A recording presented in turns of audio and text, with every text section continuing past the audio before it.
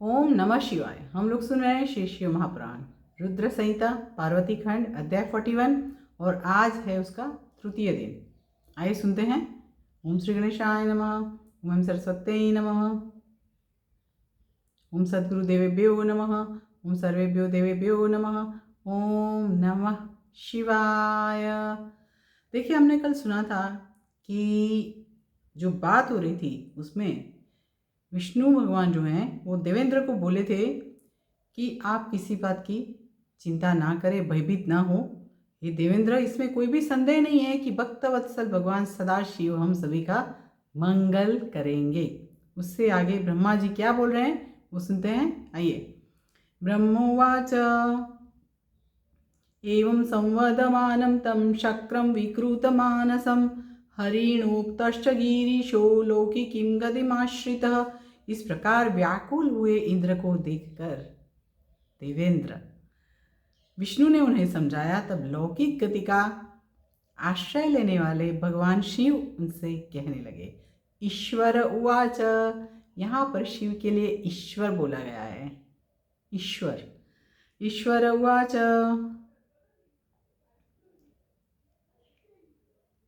हे हरे हे सुरेशान किं वृथोऽद्य परस्परम् इत्युक्त्वा तौ महेशानो मुने त्वां प्रत्युवाच सः।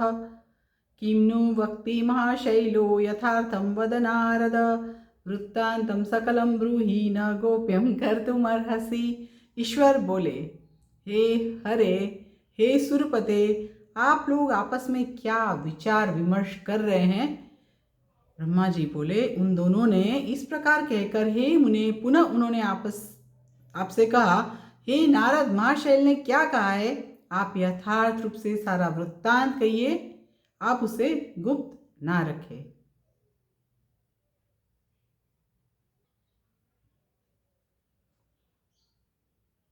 ददाति वा नैव ददाति शैलः सूतां स्वकीयां वद तच्च शीघ्रं किं ते दृष्टं किं कृतं तत्र गत्वा प्रीत्या सर्वं तद्वद्वाश्वद्यतात। आप शीघ्रता से बताइए कि शैलराज की कन्या देने की इच्छा है अथवा नहीं। एतात, आपने वहां जाकर क्या देखा और क्या किया, वह सारा वृत्तांत प्रेम पूर्वक कहिए। ये सब बोला है किसने? ईश्वर महादेव जी ने। उससे आगे सुनिए। ब्रह्मोवाच इति उक्तः शंभुना तत्र मुने त्वं देवदर्शनः सर्वं रहस्यवोचो वै यद्दृष्टं तत्र मंडपे। ब्रह्मा जी बोले, हे मुने, जब शिव जी ने आपसे यानी नारद जी से यह कहा तब दिव्य दृष्टि वाले आपने मंडप में जो कुछ देखा था वह सब एकांत में इस प्रकार से कहा। इस प्रकार कहा। नारद उवाच, देव देव महादेव शृणु मद्वचनं शुभं नास्ति विघ्न भयं नाथ विवाहे किंचिदेव ही। नारद जी बोले, हे देव देव हे महादेव, आप मेरा शुभ वचन सुने। इस विवाह में किसी प्रकार के विघ्न दिखाई नहीं पड़ते और ना तो किसी प्रकार का भय है।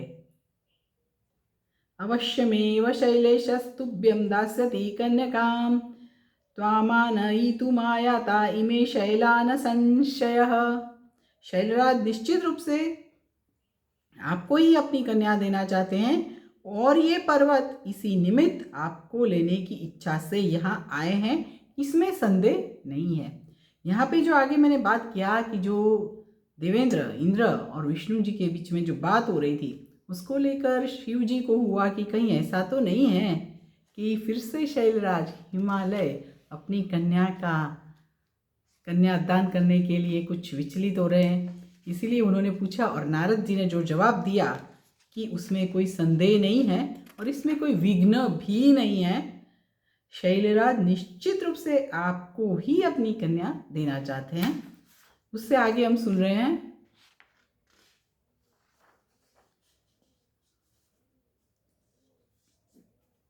किंतु यमरमोहार्थं माया विरचिताद्भुता कुतूहलार्थं सर्वज्ञ न किश्चित विघ्न संभव। ये सर्वज्ञ, परंतु एक बात यह है कि कुतूहलवश वहां सभी देवताओं को मोहित करने के लिए एक अद्भुत माया रची गई है। इससे अतिरिक्त वहां और किसी प्रकार के विघ्न की संभावना नहीं है।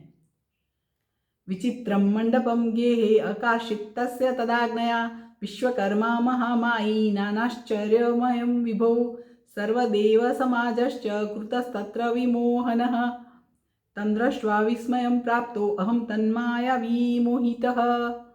हे विभो, महामाया करने वाले विश्वकर्मा ने हिमालय की आज्ञा से उनके घर में महान आश्चर्य युक्त मंडप की रचना की है। उस मंडप में विश्वकर्मा ने सारे देव समाज के चित्र का निर्माण किया है। उसे देखकर मैं मोहित होकर आश्चर्य में पड़ गया हूँ। ब्रह्मोवाच तच्छ्रुत्वा तद्वचस्तात लोकाचारकरः प्रभु हर्यादिन प्रहसन शंभु उवाच सकलान सुरान। ईश्वर बोले, फिर से महादेव जी बोले, हे विष्णु, यदि पर्वत हिमालय मुझे अपनी कन्या देंगे तो आप यथार्थ रूप से बताइए कि मुझे माया से क्या प्रयोजन है।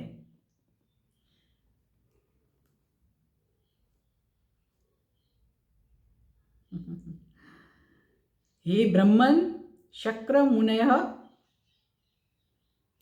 हे ब्रह्मन् शक्रमुनय सुराब्रूत यथार्थः मायया मम किं कार्यं कन्यां दास्यति चेत् गिरिः।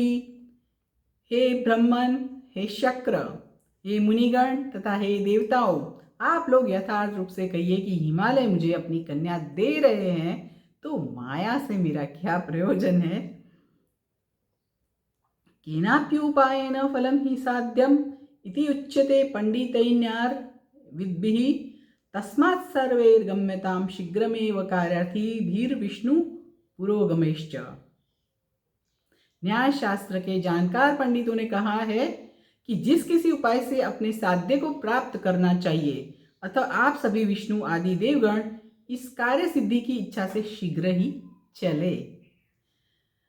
फिर से ब्रह्मा जी कुछ बोल रहे हैं, सुनते हैं। ब्रह्मोवाच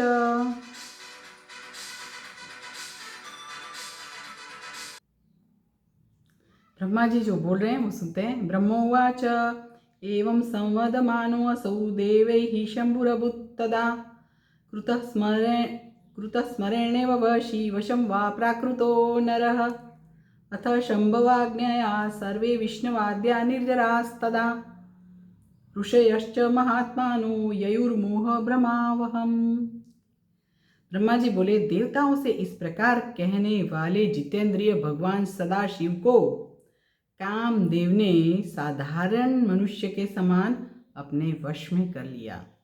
उसके बाद शिवजी की आज्ञा से विष्णु आदि देवता एवं ऋषिगण भ्रांत तथा मोहित करने वाले हिमालय गृह की ओर गए। मोहित करने वाले हिमालय गृह की ओर गए। पुरस्कृत्य मुने त्वां च पर्वतांस्तान् स विस्मयाः हिमाद्रेश्च तदा जगमुर्मंदिरम परमाद्भुतम।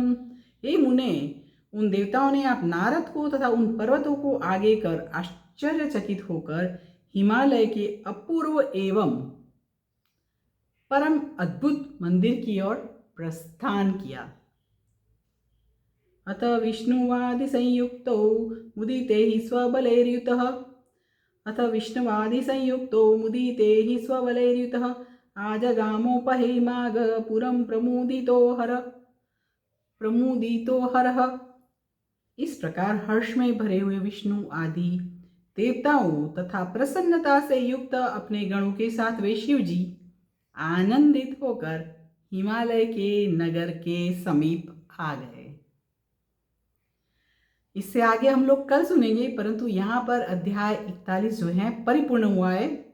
आप हर दिन शिव पुराण श्लोक सहित सुनते रहें और सबको शेयर करते रहें। इति श्री शिव महापुराणे द्वितीयां रुद्र संहितायां तृतीय पार्वती खंडे मंडप रचना वर्णनम नाम 41 अध्यायः। इस प्रकार श्री शिव महापुराण के अंतर्गत द्वितीय रुद्र संहिता के तृतीय पार्वती खंड में मंडप रचना वर्णन नामक 41वां अध्याय पूर्ण हुआ।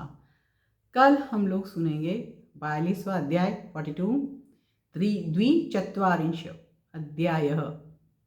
चलिए अभी मेरे साथ बोलिए, ओम नमः शिवाय, ओम नमः शिवाय, ओम नमः शिवाय। हर हर महादेव।